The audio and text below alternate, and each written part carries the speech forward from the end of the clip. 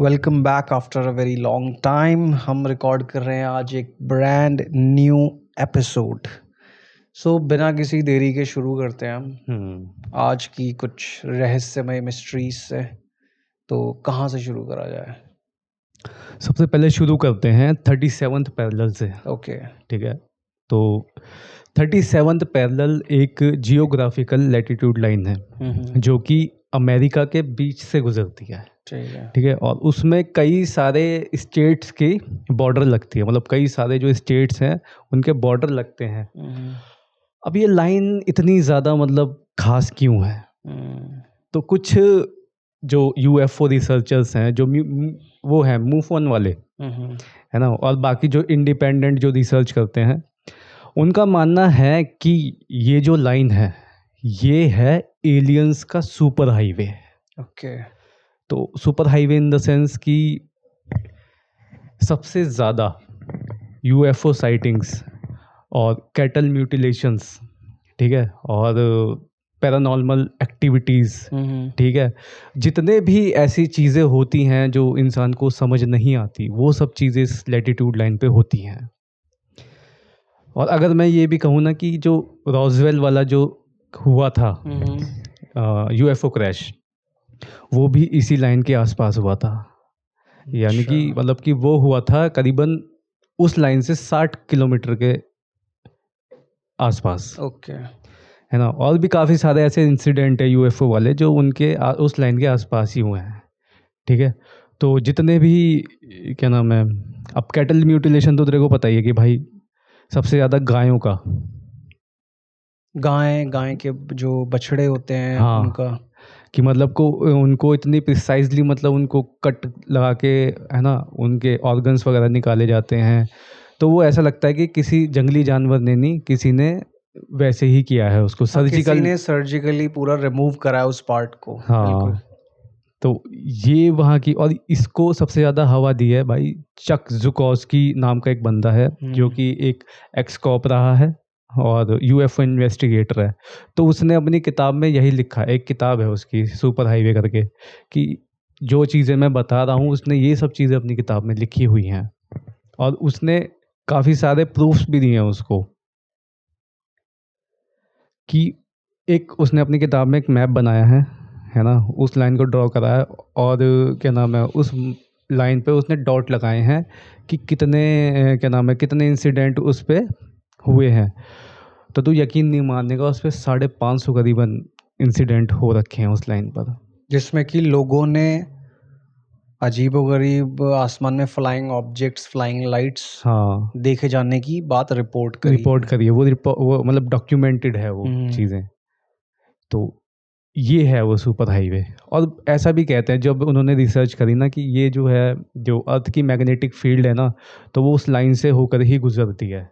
तो मे भी ऐसा हो सकता है कि जो एलियंस के क्राफ्ट हैं तो वो अर्थ से कुछ ऐसी एनर्जी के थ्रू अपने क्राफ्ट को चला रहे हैं, वो उसी लाइन के ऊपर। तो ऐसा भी कह रहे हैं कुछ रिसर्चर्स। कि उस लाइन में जो फ्रीक्वेंसी है, जो एनर्जी, क्योंकि हाँ, अर्थ पे कई सारी ऐसी जगह मौजूद हैं जहाँ पे जो अर्थ का जो मैग्नेटिक फील्ड है वो कंपेयर टू अदर पार्ट्स बहुत ज़्यादा हाई है। तो ये एक थ्योरी है कि मे बी एलियन के जो एयरक्राफ्ट्स हैं उस पर्टिकुलर लाइन पे मौजूद जो अर्थ की जो हायर फ्रीक्वेंसी या हायर मैग्नेटिक फील्ड है, उस एनर्जी और फ्रीक्वेंसी को यूज़ करके वो अपने स्पेस क्राफ्ट्स को चला रहे हैं। उस पर रन कर रहे हैं। इससे ना मेरे को एक बहुत ही फेमस इंसिडेंट याद आता है कि सबने जो नॉर्दर्न लाइट्स हैं वो सुनी है, हाँ, ऑरोरा बोरियालिस, ठीक है, बोलते हैं उसको।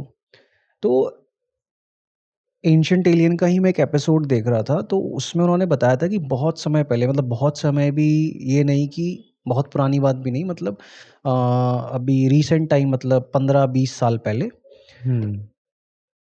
किसी ने वहाँ पे ना ऑरोरा बोरियालिस जो नॉर्दर्न लाइट्स हैं रात के टाइम पे फोटो खींची। तो उस फोटो में उसने एक एनॉमली नोट करी। उसने देखा कि उन लाइट्स के आसपास नहीं, लाइट्स में एक ऑब्जेक्ट है, ठीक है, और वो ऑब्जेक्ट देखने में ऐसा लग रहा है कि वो उन लाइट्स से कुछ एक्सट्रैक्ट कर रहा है, अच्छा, कुछ खींच रहा उस कुछ लाइट से। खींच रहा है, कुछ मतलब एनर्जी टाइप सक इन कर रहा है अपने अंदर।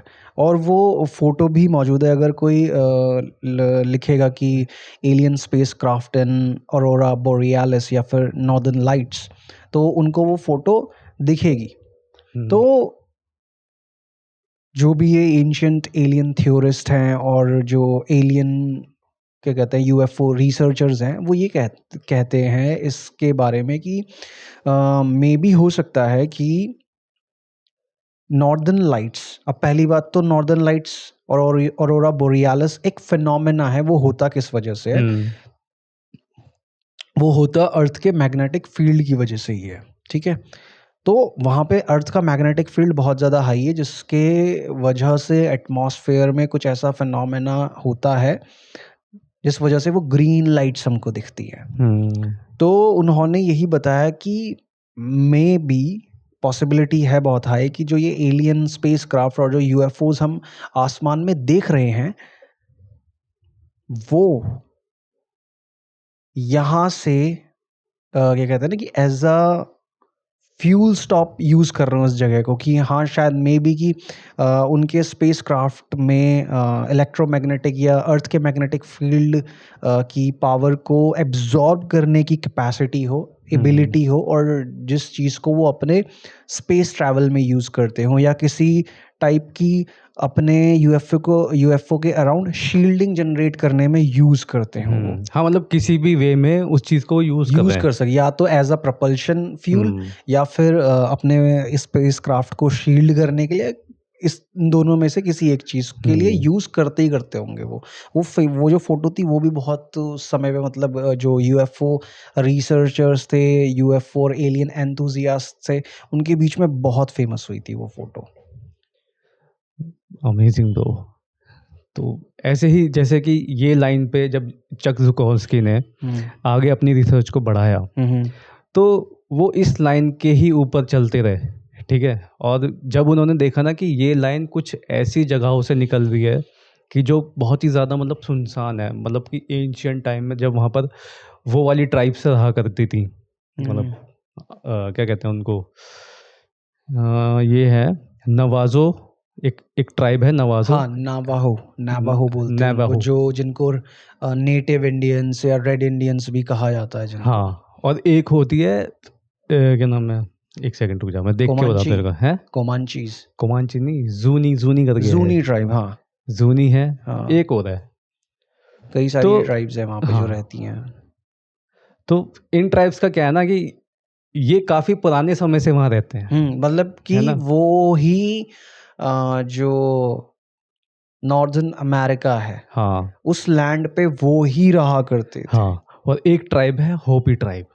तो जब इन्होंने रिसर्च अपना करते हुए आगे बढ़े, तो जब वो होपी ट्राइब पे पहुंचे ना, तो उन्होंने अपने मतलब जहाँ पर वो रहते थे वहाँ पे कुछ ऐसी मतलब वो बना रखी थी, क्या कहते हैं उनको, केव पेंटिंग्स थी और मूर्तियाँ टाइप की कुछ ऐसी बना रखी थी, जो ऐसा लगता है कि वो किसी को देख रहे हैं, उसको बना रहे हैं। ओके। ठीक है, लेकिन वो इंसानों की नहीं थी। वो ऐसा था कि जैसे वो ग्रे एलियंस होते हैं, जिनका हेड बड़ा होता है, बॉडी होती है छोटी। ओके, वो ऐसे थे ओके, कि मतलब नीचे से ऐसे छोटा सा बनाया, उसका हेड इतना बड़ा बनाया और उन्होंने, वही दो बड़ी बड़ी आंखें उन्होंने इस तरीके से बना रखे थे वो।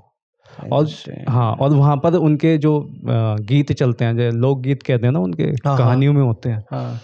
तो उनके गीतों में उसका जिक्र था किसी आसमान से आए देवता का, जिन्होंने उनको ऐसा ज्ञान दिया कि मतलब उन्होंने उनको बोलना सिखाया।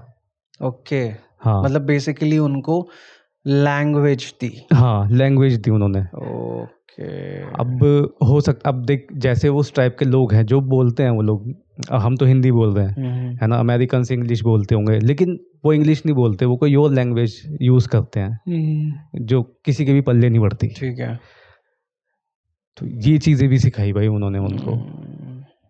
इंसेन।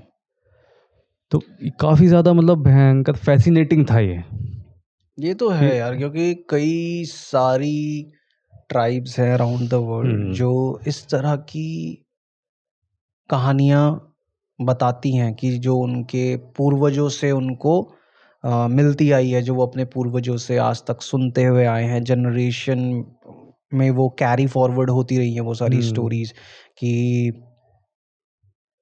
आसमान से उनके देवता उतरे थे और उन्होंने उनको ज्ञान दिया, वो सब कुछ जो भी वो जिस तरह से भी वो जी रहे हैं आज के टाइम पे। और वो ये भी कहते हैं कि एक दिन हमारे देवता वापस लौट कर आएंगे, है ना। हाँ, ये तो है उनके मतलब जितने भी वो ट्राइब्स थे ना, तो हर कोई यही बोल रहा है कि वो समय आएगा तब आएंगे। हाँ, जैसे कि वो अफ्रीका में कौन सी ट्राइब है जिसमें वो बोलते हैं कि डोगोन्स, जो उनके हाँ, डोगोन्स स्पेस के है। जो वो देवता थे, वो भी ये कहते हैं कि हाँ डोगोन्स वो ट्राइब ही तो है वो। हाँ, तो कि उनके जो देवता थे वो आसमान से आए थे एक उड़ते हुए सितारे के ऊपर। तो उड़ते हुए सितारे का क्या मतलब है भाई, है ना। तो पूरी दुनिया में कहानियाँ फेमस हैं ऐसी। अब सोचना, जैसे मैं लैंग्वेज के ऊपर मैं सोच रहा हूँ कि हम किसी इंग्लिश सेंटेंस को डिट्टो ऐसे ही हिंदी में बोले, या हम एक हिंदी सेंटेंस को डिट्टो ऐसे ही वर्ड टू वर्ड इंग्लिश में बोले, तो उनका मतलब काफ़ी ज़्यादा अलग हो जाता है।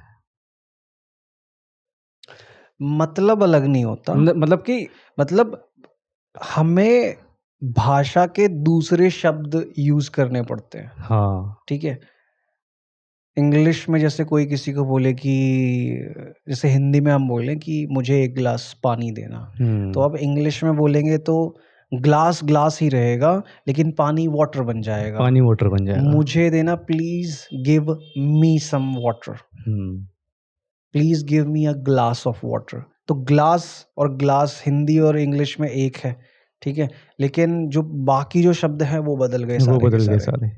तो ये चीज है, और वो जो बदले हुए शब्द हैं वही एक नई भाषा है। वो हाँ, और मैं वही कहना चाह रहा हूँ कि जो वो बोल रहे हैं वो बोल तो सही रहे हैं, लेकिन जो उनका ट्रांसलेशन जो हो रहा है, मे बी वहाँ पे थोड़ा करेक्शन करने की नीड है, तब जाके हो सकता है कि पूरी बात समझ आए। एग्जैक्टली, हो सकता है।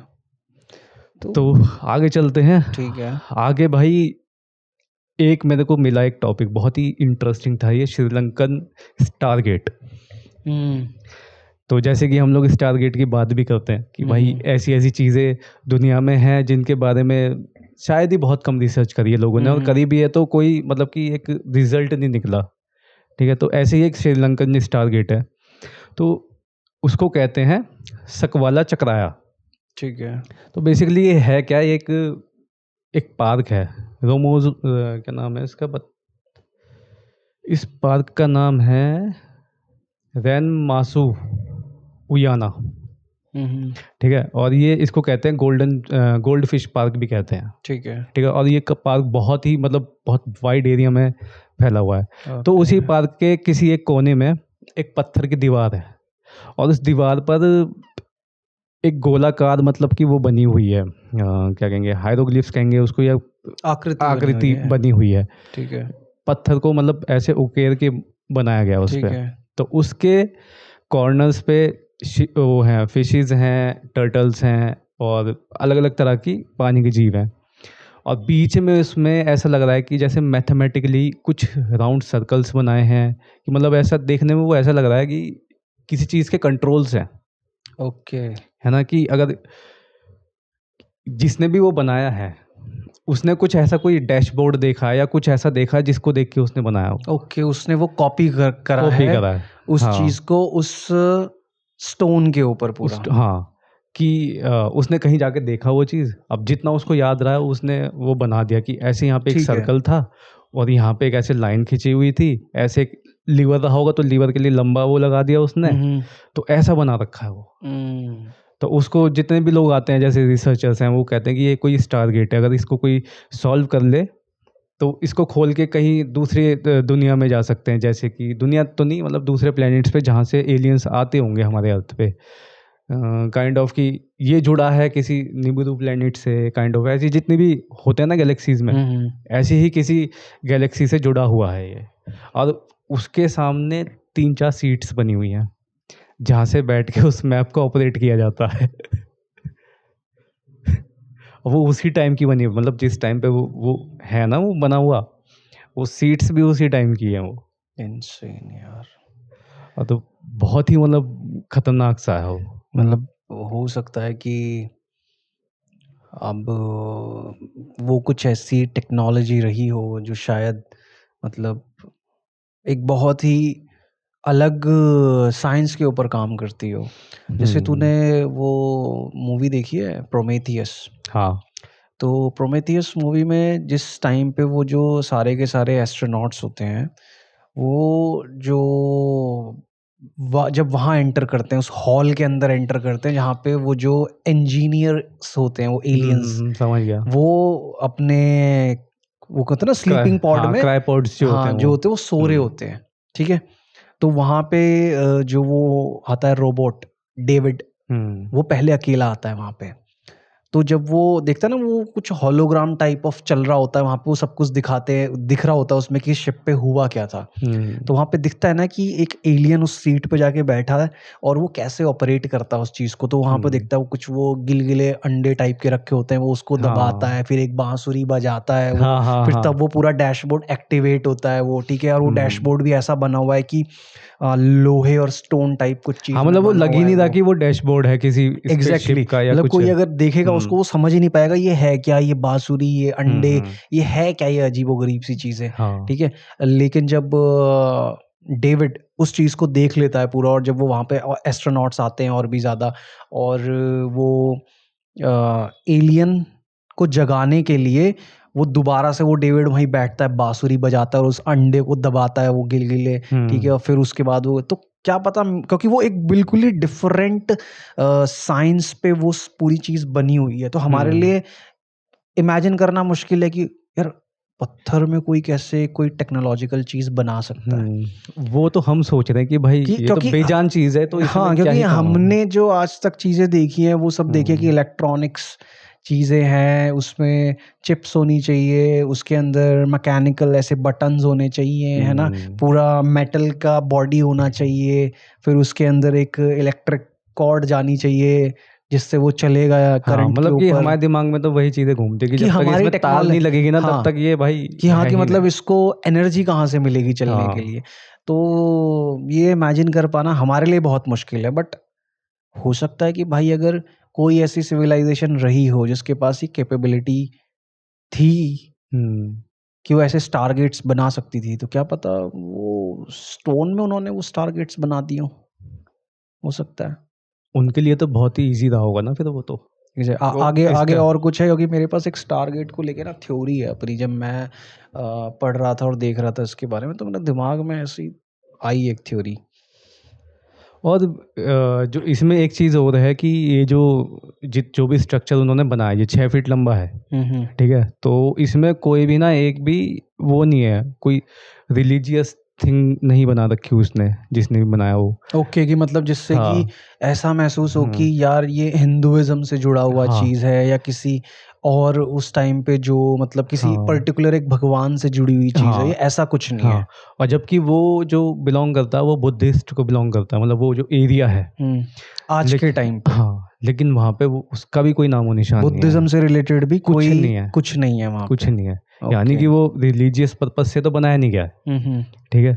और बनाया गया है वो उसी के ऊपर कि स्टार गेट है ये। तो है तो काफ़ी सारी इसके पीछे भी भाई कॉन्स्पिरेसी है कि ये एक ऐसी जगह बना हुआ है जहाँ सेलेस्टियल पाथ गुजरते हैं, जहाँ से कि अगर उसको देखेगा ना तो उसकी जो क्या कहेंगे उसको, जिस डायरेक्शन में है वो डायरेक्शन पड़ती है ईस्टर आइलैंड की। ठीक है। ईस्टर आइलैंड वही है जो बड़ी बड़ी हाँ, बड़ी बड़ी जो फेसिस वाले जो, मूर्तियाँ लगी हुई हैं, हाँ, क्या बोलते हैं उनको, माओइज बोलते हैं माओइस्ट बोलते हैं हाँ, शायद से। माओइज बोलते हैं उन हाँ, तो मूर्तियों को। उसके कोऑर्डिनेशन वहाँ जाके मिलता है। अगर यहाँ से खड़ा होकर कोई देखे ना सीधी लाइन में कि तो वो कोई ईस्टर आइलैंड की तरफ देख ईस्टर रहा है वो। आइलैंड, और ईस्टर आइलैंड पे जो फेसिस हैं वो इस तरफ देख रहे हैं। ओके। तो ये कितना भाई फैसिनेटिंग है भाई। ये हाँ, मतलब ये कोइंसिडेंस जो हो सकता है ये। सिंक्रोनिसिटी है इन दोनों चीज़ों के बीच में, हाँ। कि हाँ अगर मैं यहाँ खड़े होके देख रहा हूँ तो ईस्टर आइलैंड भले मुझे दिख नहीं रहा, बट हाँ हाँ मेरी जो क्या कहते हैं आंखें हैं, और जो मतलब मैं जो देख रहा हूँ वो देख रहा हूँ ईस्टर आइलैंड पे खड़ी हुई उन बड़े बड़े माउई मूर्तियों की तरफ। हाँ माउईज बोलते हैं, मोआइज बोलते हैं उनको, मोआइज।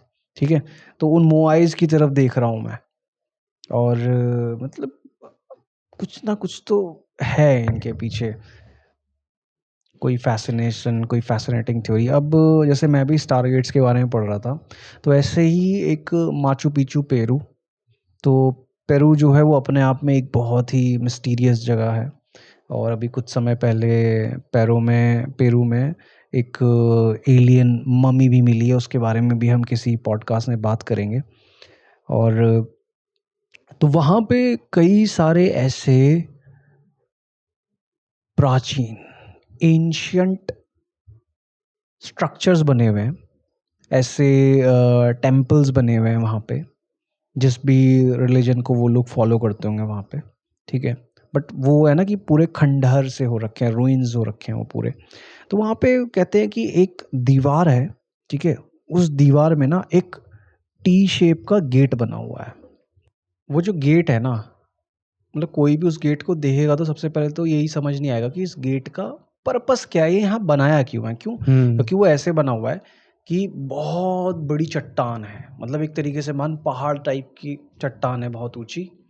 और उस चट्टान में उन्होंने वो टी शेप गेट बनाया हुआ है, और दीवार ही है सामने।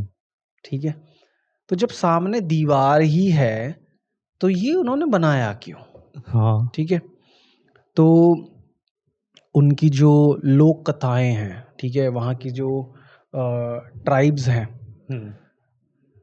उनकी जो फोकलोर्स हैं वो ये कहते हैं कि यहाँ पर जो उनके क्या कहते हैं ना कि बहुत हाई प्रीस्ट हुआ करते थे, वो जब पूजा वगैरह करते थे तो वो यहाँ से देवताओं की दुनिया में आया जाया करते थे, और ये सिर्फ और सिर्फ कुछ पर्टिकुलर लोगों को ही अलाउड था, और उनके पास ही ऐसी कैपेबिलिटीज थी जो इस जगह से आर पार उस दूसरी दुनिया या दूसरे आयाम में आ जा सकती थी। अच्छा, मतलब प्रिविलेज एक्सेस थे उनके पास। ये कह सकता है कि उनके पास वो किसी भी तरह की कोई टेक्नोलॉजी या कोई मंत्र वगैरह कुछ भी ऐसा रहा हो, ठीक है, वो थी। तो फिर जैसे ही मतलब मैं ये सुन रहा था ना, ये पढ़ रहा था, और मैंने उस गेट की वो टी शेप मैंने देखी, तो मेरे दिमाग में ना एकदम से एक इमेज आने लगी। वो इमेज थी तिरुपति बालाजी की मूर्ति की। तो हमारे व्यूअर्स ने भी अगर तिरुपति बालाजी की मूर्ति देखी है, और अगर किसी ने नहीं देखी है तो गूगल पे सर्च करें तिरुपति बालाजी मूर्ति। तो जो तिरुपति बालाजी भगवान की जो मूर्ति है, बेसिकली वो विष्णु का ही रूप है, या फिर कहें कि विष्णु भगवान को ही सदर्न साइड में इंडिया के तिरुपति बालाजी कहा जाता है। हाँ ठीक है, तो उनकी वो जो मूर्ति है ना, तो वो मूर्ति के अराउंड एक ऐसा बॉर्डर बना हुआ है। ठीक है, तो मेरे दिमाग में ना बार बार वो आ रही थी, तो मैंने कहा कि यार क्या ऐसा पॉसिबल है कि जो तिरुपति बालाजी की मूर्ति है और उसके अराउंड वो जो एक बॉर्डर बना हुआ है, क्योंकि उस बॉर्डर के बिना वो मूर्ति नहीं बनाई जाती है कहीं भी, तो क्या ऐसा हो सकता है कि वो बॉर्डर भी एक डिवाइन पोर्टल को ही दर्शाता है, कि जिस समय पे लोगों को दर्शन दिए हैं तिरुपति बालाजी ने, तो वो एक पोर्टल के जरिए आते थे, और उस समय पे वो एक शेप क्रिएट होती थी, या फिर कहीं पे किन्हीं जगहों पे ऐसे पोर्टल थे उस शेप में, ठीक है, जहाँ पे तिरुपति बालाजी के लोग दर्शन किया करते थे, और वहाँ पे भगवान सच में आके उनके सामने प्रकट होते थे। ठीक है, क्योंकि हमारे जो जितने भी भगवान हैं, ठीक है, हमारे हिंदुइज्म के अंदर, तो वो एक कॉस्मिक लेवल एंटिटीज हैं वो। ठीक है, कॉस्मिक लेवल बीइंग्स हैं वो, मल्टी डायमेंशनल बीइंग्स हैं वो। ठीक है, तो वो इस डायमेंशन में आने के लिए और अपनी डायमेंशन में जाने के लिए, ट्रैवल करने के लिए वो उन पोर्टल्स का यूज़ करते थे। तो हम अपने मंदिरों में कहीं भी जाएंगे ना, तो भगवानों को एक पर्टिकुलर प्लेटफॉर्म पे रखा जाता है और उनके अराउंड पूरा एक गेट क्रिएट किया जाता है, एक बॉर्डर क्रिएट किया जाता है। तो क्या वो तो वो है। बॉर्डर वो पोर्टल्स ही हैं ये भी हो जिनके सकता है भाई। थ्रू जो हमारे भगवान थे वो हमारे प्लैनेट पे, इस पृथ्वी पे क्या कहते हैं कि आया जाया करते थे? ये तो तू अब की बता रहा है कि अब ऐसे बनाते हैं। हाँ, कि लेकिन हमें नहीं पता, हाँ। लेकिन क्या पता उस समय पे जो भी लोग रहे हों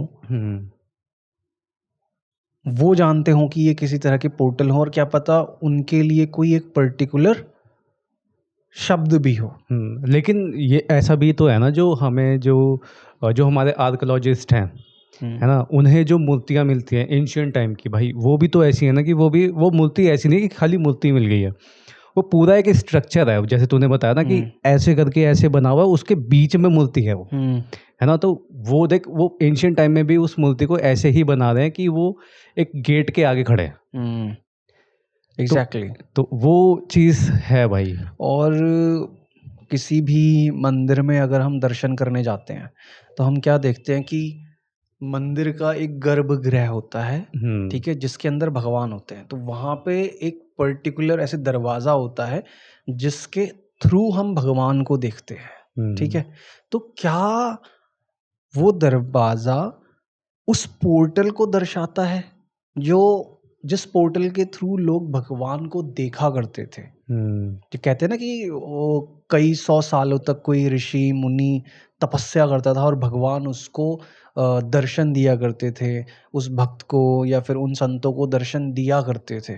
तो दर्शन देने से पहले क्या वहाँ एक पोर्टल क्रिएट होता था जिसके थ्रू वो भगवान को देखते थे, और उसी पोर्टल से इंस्पिरेशन लेके हमने फिर ऐसे स्ट्रक्चर्स क्रिएट करे?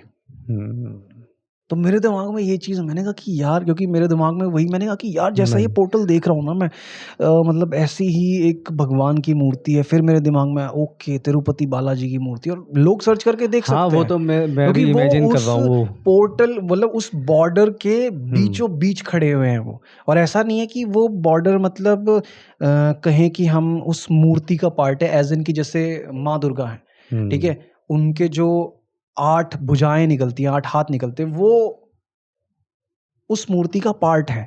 अगर वो 8 हाथ नहीं होंगे तो हमें लगेगा कि हाँ, नहीं, इस मूर्ति में कुछ कमी है। लेकिन अगर तिरुपति बालाजी की मूर्ति से अगर मैं वो बॉर्डर हटा देता हूँ, तो तिरुपति बालाजी की जो मूर्ति है, जो उनका पूरा कहते हैं ना कि आकार बनाया गया है, उस पे कोई फ़र्क नहीं पड़ेगा।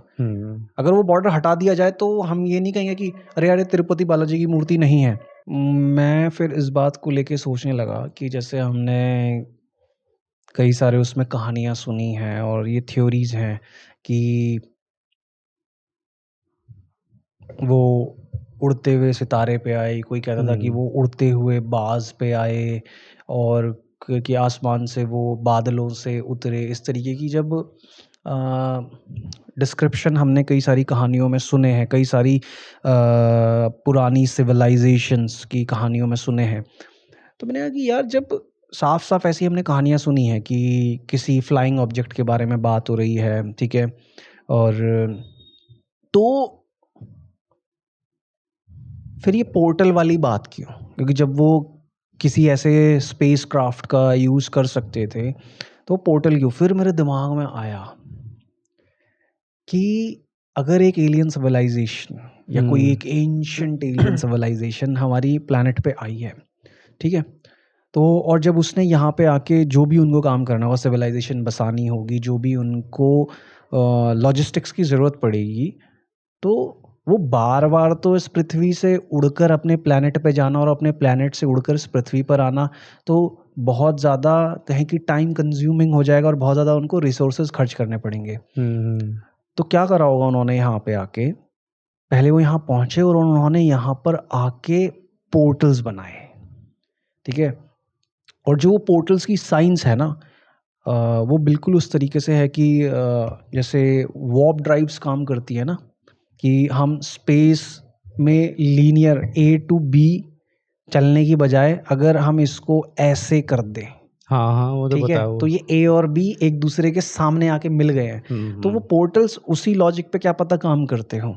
ठीक है, तो उन्होंने यहाँ पे आके पोर्टल सेटअप करे जिसके थ्रू उनको वापस स्पेस ट्रैवल ना करना पड़े, उस पोर्टल के थ्रू ही वो अपनी इस जगह पे चले जाएं और उस जगह से फिर यहाँ पर आकर आ सके। तो उनको जो भी लॉजिस्टिक्स की ज़रूरत पड़ी होगी, जिस भी तरह की मशीनरी की ज़रूरत पड़ी होगी या अपने और लोगों को लाने की ज़रूरत पड़ी होगी, तो उन्होंने यहाँ पोर्टल्स बनाए और अपने पोर्टल्स बनाने के बाद उन्होंने अपने प्लैनेट अर्थ के पोर्टल को अपने XYZ प्लैनेट पे मौजूद पोर्टल्स से कहते हैं ना कि कनेक्ट किया, सिंक्रोनाइज करा और पोर्टल ओपन करा।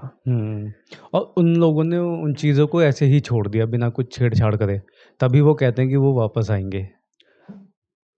फिर दूसरा ऐसे ही छोड़ दिया। अब फिर दूसरा ये चीज़ होती है ना कि देख कि अब एक तरीके से मान की फिर मैंने सोचा ना कि फिर वो पोर्टल्स गए कहाँ।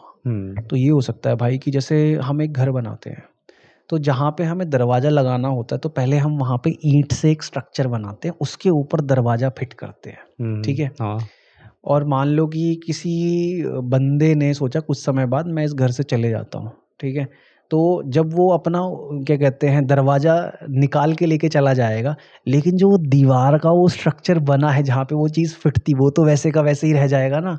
तो जो हम स्टारगेट्स देखते हैं आज के टाइम पे, वो स्ट्रक्चर्स है जहाँ पे वो पोर्टल्स हुआ करते थे। तो जब वो लोग यहाँ से गए, अपनी वो सारी टेक्नोलॉजी और मशीनरीज ले गए, ले गए। आज यहाँ बचे हैं तो वो ढांचे, वो स्ट्रक्चर्स जिनके ऊपर वो टेक्नोलॉजी लगी हुई थी। तो मेरे तो दिमाग में ये थ्योरी निकल कर आई कि भाई ऐसा हो सकता है, खतरनाक थी थ्योरी। ये पॉसिबिलिटी हो सकती है स्टारगेट्स की। और कई सारे ऐसे मतलब एक्सपेरिमेंट्स चल रहे हैं स्पेस ट्रैवल को और ज़्यादा फास्ट करने के लिए कि हम बहुत डीपली स्पेस के अंदर जा सकें, कि हम एक ऐसा ही वॉर्प ड्राइव इंजन बनाएं जिससे कि हम स्पेस में ट्रैवल करने की बजाय स्पेस टाइम को पूरा बेंड कर दें और जो लाइट ईयर्स का डिस्टेंस है वो हम मिनटों में, सेकंडों में या घंटों में कवर कर लें। क्योंकि जो हम कहते हैं ना कि लाइट की स्पीड अचीव कर लें अगर हम, तो कॉस्मिक लेवल पे देखा जाए ना, स्पेस के लेवल पे देखा जाए, तो स्पेस में लाइट की स्पीड भी सबसे धीमी स्पीड है। क्योंकि हमसे जो सबसे नज़दीकी स्टार सिस्टम या सोलर सिस्टम है ना, वो 4.2 light years away, 4.2 million light years away है। यानी कि अगर हम लाइट की स्पीड से भी चलते हैं ना तो हमें 4.2 ईयर्स लगेंगे। और मान ले कि कोई जो 10 मिलियन लाइट ईयर्स दूर है, तो वहाँ तक पहुँचने के लिए लाइट की स्पीड से भी अगर हम चल रहे हैं तो 4.2 मिलियन ईयर्स, 4.2 मिलियन ईयर्स का मतलब होता है 42 लाख साल।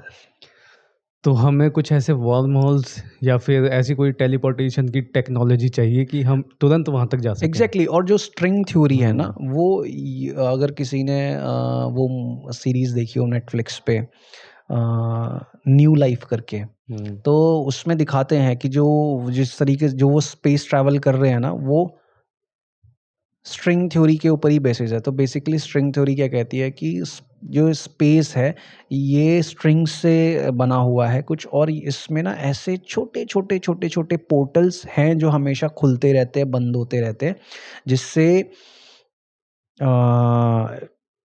एक जगह से दूसरी जगह ट्रैवल किया जा सकता है। ठीक है, तो वो स्पेस में नेचुरली ही क्रिएट होते हैं, बस हम ये डिटेक्ट नहीं कर पा रहे हैं, हमारे पास वो साइंस, वो टेक्नोलॉजी नहीं है उन वर्म होल्स को अभी डिटेक्ट करने की, कि कौन सा वर्म होल किस जगह पे खुल रहा है और ये कितनी देर तक खुला रहने वाला है। जिस दिन हम वो टेक्नोलॉजी बना लेंगे, तो जैसे ब्लैक होल है, एक टाइम पे तो ब्लैक होल भी मतलब नहीं माना जाता था। ब्लैक होल भी मतलब एक तरीके की एक टाइम पे कॉन्स्पिरेसी थ्योरी मानी जाती थी कि ऐसा कुछ नहीं होता। लेकिन जब कुछ समय बाद पता चला कि हाँ, स्पेस में ब्लैक होल जैसी भी एक चीज़ होती है, फिर अब तो उसकी फोटोग्राफ भी आ गई है।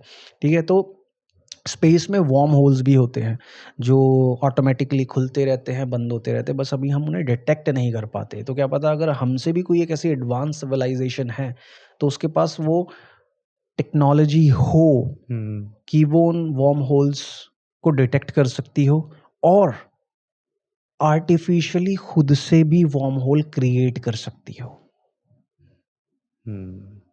तो मेरी तो ये थ्योरी है स्टारगेट्स के बारे में कि दुनिया में मौजूद जितने भी स्टारगेट्स हैं उनका मकसद यही था कि जब वो सिविलाइजेशन यहाँ पर पहुंची तो उन्होंने फिर यहाँ पे एक शॉर्टकट इंस्टॉल करा।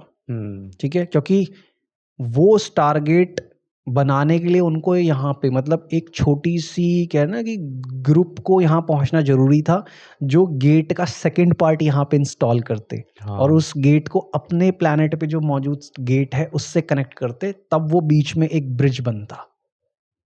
तो वो चीज़ है, जैसे कि आइंस्टाइन रोजन ब्रिज जो है वो यही है। वो तो है भाई।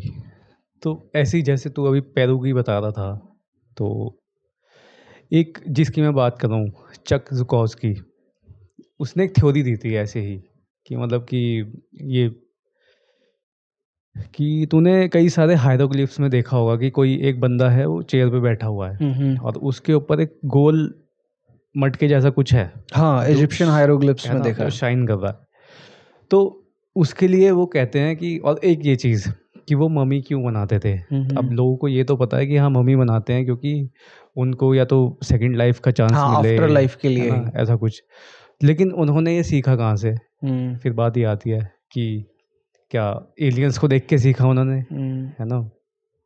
तो उसने बहुत ही मतलब ऐसी थ्योरी दी थी कि मतलब कि एक कीड़ा होता है बीटल, स्कैरब बोलते हैं उसको। हाँ स्कैरब। स्कैरब क्या होता है ना कि वो क्या नाम है, अपने पीछों की टांग उठा के वो गोला बना के, हाँ, गोबर के गोले बनाता है वो। गोबर के गोले बनाता है, उसको लेके जाता है। ये नहीं पता उसका करता क्या है वो, है ना। तो वो जो गोले बनाता है वो गोला तो वो चीज़ उन्होंने ली है।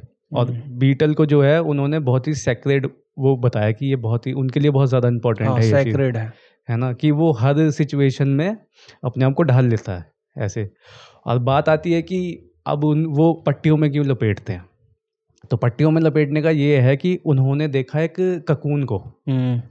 तो उन्होंने ककून को ऐसे देखा कि ये क्या करता है ना, ये कीड़ा एक ऐसा है कि ये अपने आप को एक वेब में लपेट लेता है और जब उससे बाहर निकलता है तो एक अलग ही जीव बन के निकलता है। लार्वास जो होते हैं, हाँ, वो उसके ककून के अंदर रहते हैं, फिर वो साइकिल ऑफ ट्रांसफॉर्मेशन चलती है। जब वो पूरा होता है तो उसके अंदर से एक ब्यूटीफुल बटरफ्लाई बन के निकलती है बाहर।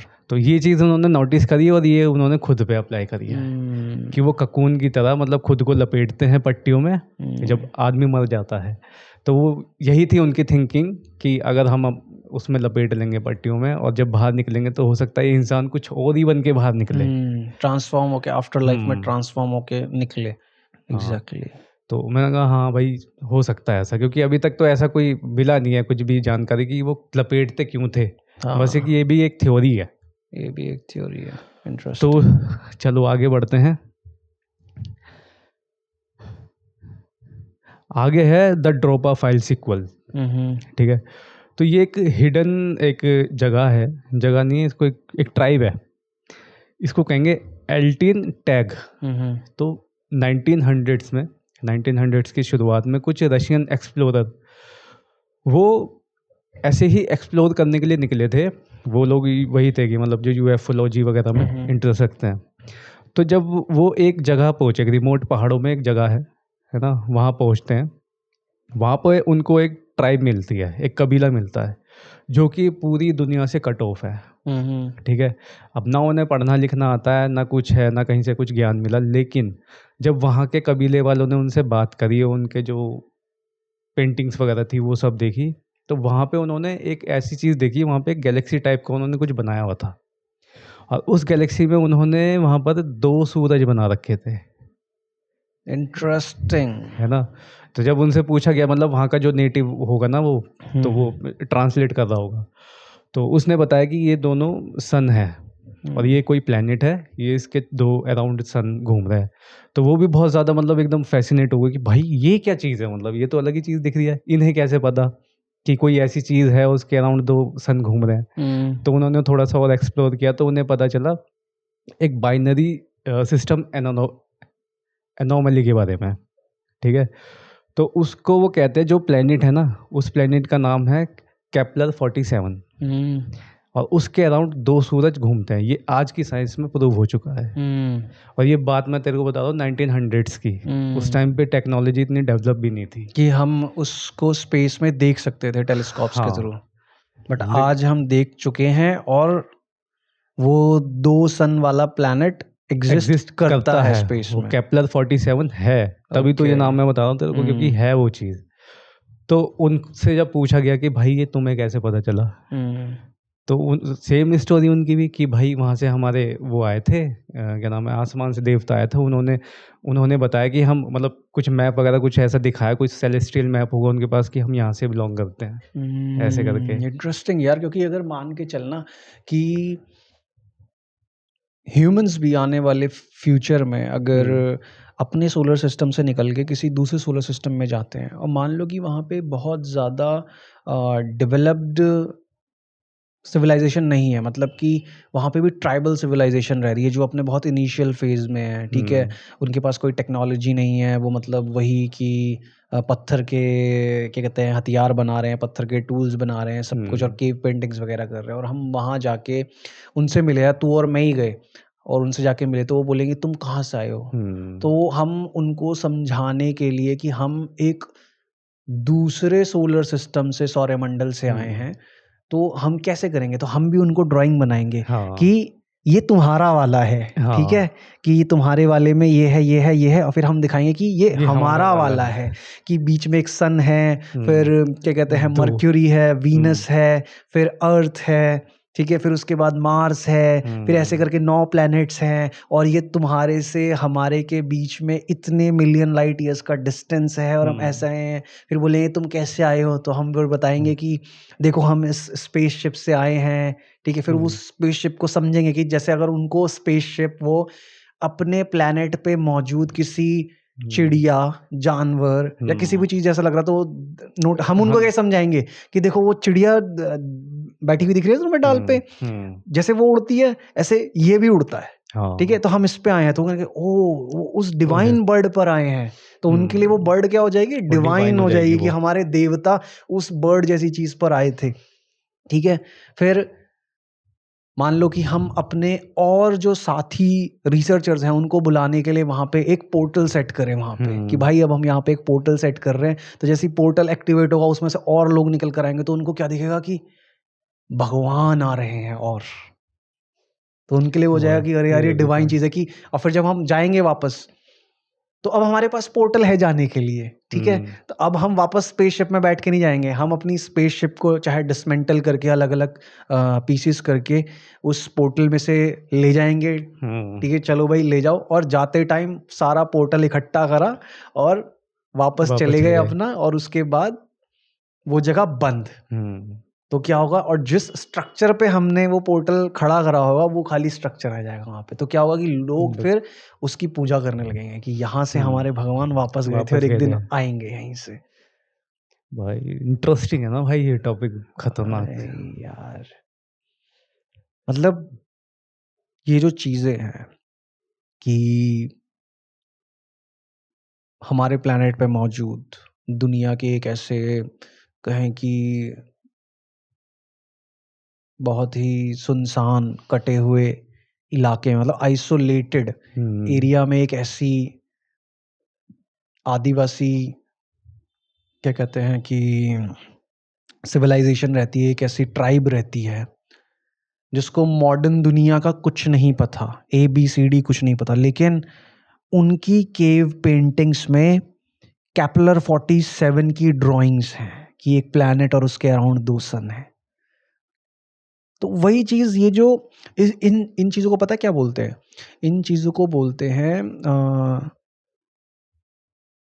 सर्कमस्टेंशियल एविडेंस, कि हार्ड एविडेंस नहीं है ये, लेकिन चीजें मैं ऐसी देख रहा हूं अपने पास आसपास अपने इस प्लैनेट पे कि जो सोचने पे मजबूर कर रही हैं कि जो मॉडर्न साइंस आज डिस्कवर कर रही है इतने हाईली एडवांस टेलीस्कोप्स के थ्रू जो स्पेस में है, जेम्स वेब टेलीस्कोप, ठीक है, और भी जो एडवांस टेलीस्कोप्स हैं वो स्पेस में है, जिनके अंदर इतनी हाईली एडवांस इंफ्रारेड पता नहीं क्या टेक्नोलॉजी लगी हुई है, उसके थ्रू हमें पता चल रहा है कि हाँ वहाँ पे केपलर 47 नाम का एक स्टार सिस्टम है जिसके अंदर दो सन हैं 2 सन है। और वो एक प्लैनेट के अराउंड रहते हैं।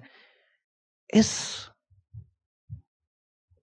आदिवासी ट्राइब को कैसे पता हुआ? ये इंफॉर्मेशन, और वो भी इतने 100 सालों सालों पहले पहले। से, कि जो इन्होंने अपनी केव पेंटिंग्स में बना रखी है।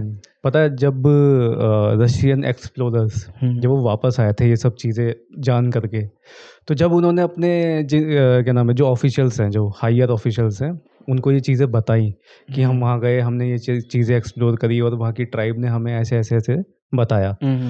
तो जो उन्होंने फाइल बनाई थी ना भाई, तो वहाँ की गवर्नमेंट ने उसको कब्जे में ले लिया।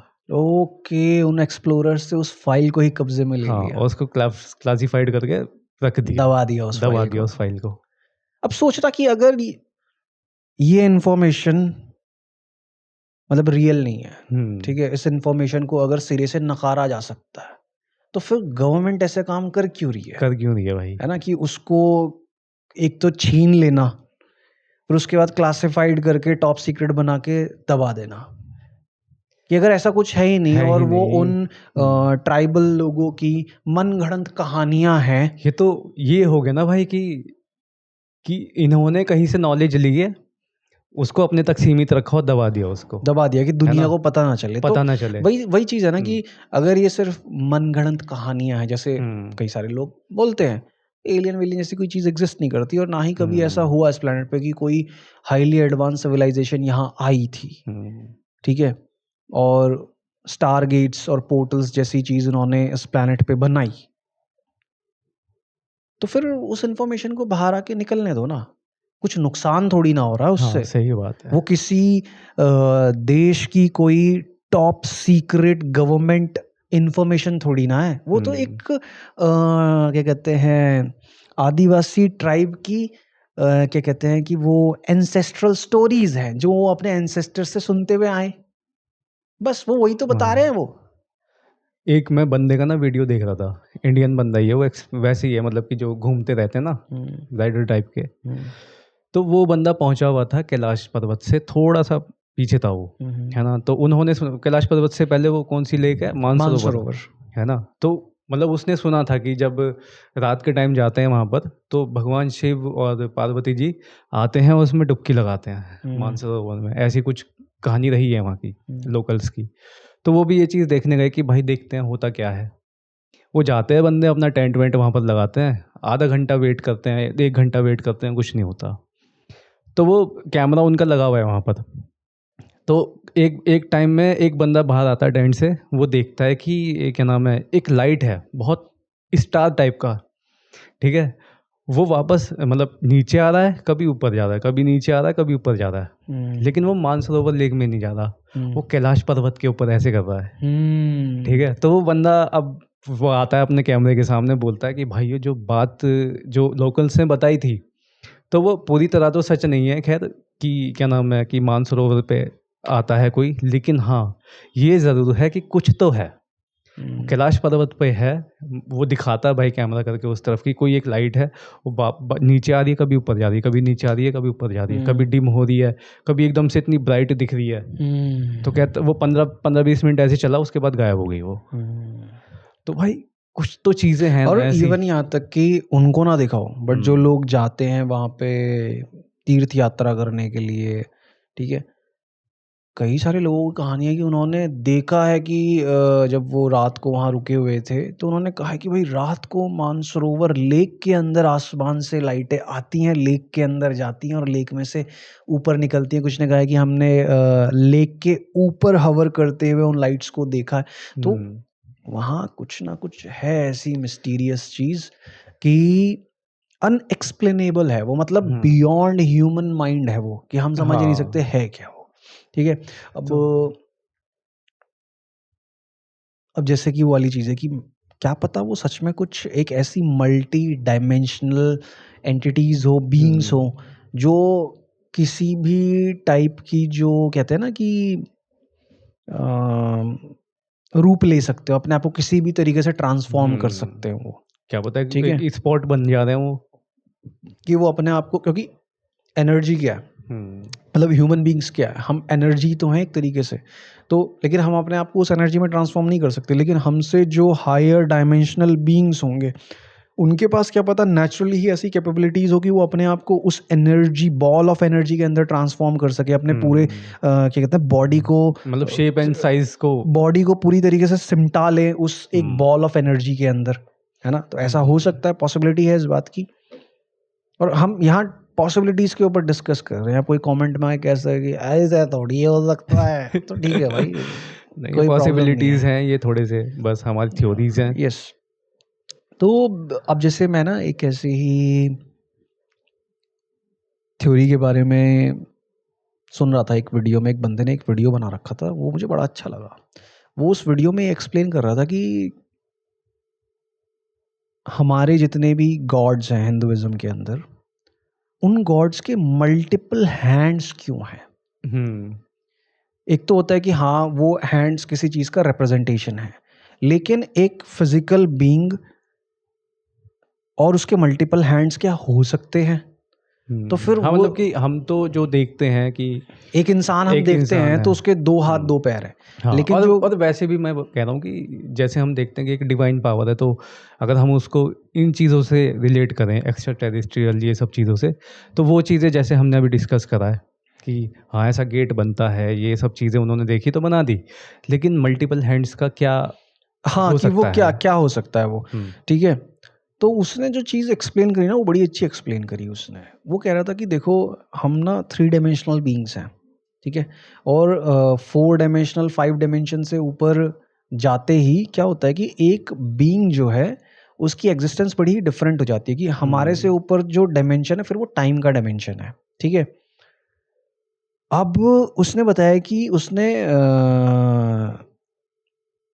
बताया कि अगर हमें इमेजिन करना हो कि एक 4th डायमेंशन का जो बीइंग है वो कैसा हो सकता है, 5th डायमेंशन का जो बीइंग है वो कैसा हो सकता है, क्योंकि भाई जो 4th डायमेंशन है वो टाइम का डायमेंशन है, ठीक है?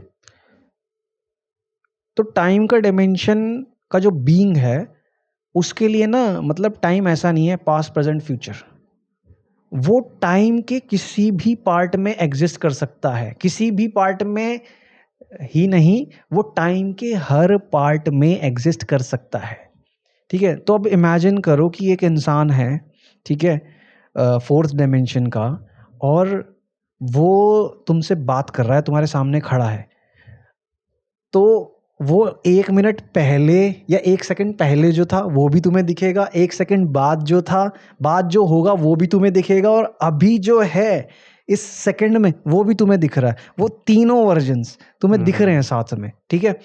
तो उसने ये कहा कि जब हमारे गॉड्स अगर मल्टी डायमेंशनल बीइंग्स हैं और वो टाइम के प्लेन में हर जगह एग्जिस्ट कर रहे हैं, तो अब उस चीज़ को ना एक जगह पे ओवरलैप करो, ठीक है? कि जैसे मैं हूँ, मैं समझ ठीक गया है, वो। मैं तेरे से ऐसे बात कर रहा हूँ, ठीक है, हाथ खोल के ऐसे बात कर रहा हूँ, ठीक है? तो अगर 1 सेकंड बाद मेरे हाथ ऐसे है ना, तो तुझे वो हाथ ऐसे भी दिख रहे हैं। 1 सेकंड पहले मेरे हाथ यहाँ से यहाँ थे ना, तो हाथ वो तुझे या ऐसे थे। तो तेरे को 1 सेकंड पहले के जो पास्ट में हाथ हैं वो भी दिखेंगे, 1 सेकंड बाद जो हाथ ऐसे होने वाले हैं वो भी दिखेंगे, और इस सेकंड पे ये हाथ ऐसे हैं तो भी दिख रहे हैं, तो वो मल्टीपल हैंड्स हो गए ना। हाँ, मैंने मतलब कहा कि अरे ऐसे यार, इसको ऐसे समझ सकते हैं कि एक बंदे के पीछे 4-5 बंदों की लाइन लगा दो, और उनको है ना? कंप्रेस कर दे, कंप्रेस कर दो उसको। एग्जैक्टली। हाँ। तो ये ना कि तो जो हमारे गॉड्स है ना वो मल्टी डायमेंशनल बीइंग है, तो वो डायमेंशन के ऐसे प्लेन पे एग्जिस्ट करते हैं कि मतलब उनके लिए टाइम, स्पेस और जो भी कहते हैं ना फिजिक्स के लॉज होते हैं, नेचर के लॉज होते हैं, वो उसमें बंधे हुए नहीं है, क्योंकि वो हायर डायमेंशनल बीइंग्स हैं। तो जिन लोगों ने उन्हें देखा या कहते हैं ना कि दर्शन हुए, तो वो जैसा देख पाए उनको, उन्होंने वैसा ही, मतलब कहते हैं ना कि अपने पर्सपेक्टिव के हिसाब से, 3 डायमेंशन के हिसाब से उन्होंने वैसी मूर्तियां, वैसे स्कल्पचर्स क्रिएट करने की कोशिश करी। इंसेन। भाई साहब, इंसेन है भाई। तो जो हम कहते हैं ना कि जैसे कभी कभी मैं कुछ वीडियोस देखता हूँ उसमें कहते हैं कि जो गॉड्स हैं, ठीक है, वो मतलब मेटाफर है। मेटाफर इन द सेंस कि शिव कोई फिजिकल भगवान नहीं थे, फिजिकलिटी में एग्जिस्ट नहीं करते थे। शिव एक स्पेस की एनर्जी है जिसको हमारे जो भी एंसेस्टर्स थे जिन्होंने वो शास्त्र लिख के सब कुछ लिखा, उन्होंने उस एनर्जी को शिव का नाम दिया, ठीक है। तो मैं उस चीज़ को ऐसे मानता हूँ कि हाँ, कि शिव एनर्जी भी है और शिव एक फिजिकल बीइंग भी है, क्योंकि वो इस कहते हैं ना कि स्पेस के इस पूरी जो क्या कहें कि रियलिटी कहें कि क्या भी कहें कि जो एग्जिस्टेंस है पूरी की पूरी स्पेस कॉस्मोस के अंदर सब कुछ आ जाता है। कॉन्शियसनेस नहीं, कॉन्शियसनेस तो चेतना हो गई इंसान की, ठीक है। मतलब जो ये जो पूरी एग्जिस्टेंस है इस ब्रह्मांड की, तो एक कॉन्शियसनेस है कि मतलब वो है। मैं तेरे को क्या समझाना चाह रहा हूँ कि ये पूरी जो एग्जिस्टेंस है, एग्जिस्टेंस का मतलब है ना भाई, भी कुछ है, हाँ, जो भी कुछ है वो इस है के ऐसे डायमेंशन पे, ऐसे आयाम पे एग्जिस्ट करते हैं कि वो इस है के, इस एग्जिस्टेंस के किसी भी फिजिक्स के लॉ, केमिस्ट्री के लॉ, बायोलॉजी के लॉ से परे हैं, ठीक है, ऐसे कह सकते हैं। और जब वो हमारे सामने दिखते हैं, वो स्पेस को कहते हैं ना कि शिव नथिंगनेस है, हाँ वो नथिंगनेस भी है, क्योंकि उनके पास कैपेबिलिटी है उस नथिंगनेस में कन्वर्ट होने की, और वो एक फिजिकल बीइंग भी है क्योंकि उनके पास कैपेबिलिटी है उस फिजिकलिटी में अपने आप को ट्रांसफॉर्म करने की। जैसे कि अब मैं तेरे को कैसे एग्जांपल दूं कि एक पत्थर है, ठीक है, अब उस पत्थर को मैंने तराश के कोई एक कहें कि ऑब्जेक्ट बना दिया, ठीक है। अब वो ऑब्जेक्ट एक पत्थर भी है और वो ऑब्जेक्ट भी है जो मैंने बनाया, वो दो चीज हो गई अब, ठीक है। बहुत लेमन एग्जांपल दे रहा हूं मैं, ठीक है, बट वो ऑब्जेक्ट एक पत्थर भी है और वो ऑब्जेक्ट भी है। सपोज कर मैंने कोई मूर्ति बनाई तो वो मूर्ति भी है और वो पत्थर भी है, क्योंकि मेरे पास कैपेबिलिटी थी कि मैंने उस मूर्ति को उस पत्थर में ट्रांसफॉर्म कर दिया, ठीक है। और लेमन टर्म में जाऊं, जैसे एक कुम्हार है, वो एक घड़ा बनाता है, ठीक है, तो कुम्हार के पास क्या कैपेबिलिटी है, उस मिट्टी को एक घड़े में ट्रांसफॉर्म करने की, और उस घड़े को वापस से ट्रांसफॉर्म करके वो मिट्टी में भी ला सकता है। तो ऐसे ही उन जो शिव है, विष्णु है, ठीक है, पार्वती हैं, जो भी XYZ गॉड्स हैं हमारे, वो एक इस एग्जिस्टेंस के एक ऐसे डायमेंशन पे, एक ऐसे आयाम पे एग्जिस्ट करते हैं कि वो किसी भी लॉज से बाउंड नहीं है, वो बंधा नहीं है किसी भी, वो बाहर है इस सारी क्या कहते हैं ना कि साइंस, इस सारे लॉज, इस सारे ह्यूमन पर, मतलब वो हमारे बुद्धि के सोचने समझने के नजरिए से बाहर हैं बिल्कुल।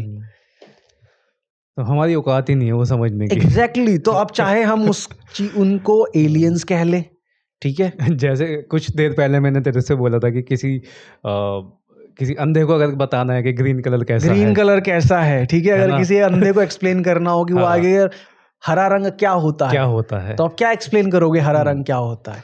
तो वही चीज है ना, तो वही चीज एग्जैक्टली तो वही हरा रंग वही शिव है। हाँ, कि तुम किसी अंधे को अगर वो हरा रंग एक्सप्लेन करो तो बताओ, तो एग्जैक्टली तो यही कह सकते हैं कि हम अभी वो अंधे हैं जो उस हायर डायमेंशनल बीइंग को नहीं देख सकता है। हम हैं वो अंधे जो हम नहीं देख पा रहे हैं, और हम उन्हीं चीजों को क्या कहते हैं, एलियंस का नाम दे लें, क्या कहते हैं, UFO कह लें, कुछ भी कह लें हम, तो हम वही चीज़ हैं। तो लेट्स एंड दिस पॉडकास्ट इस पॉइंट पे, और हम नेक्स्ट वीक मिलेंगे आपसे फिर से एक और अमेजिंग पॉडकास्ट के साथ, और मिलते हैं आपसे, तब तक के लिए बाय बाय।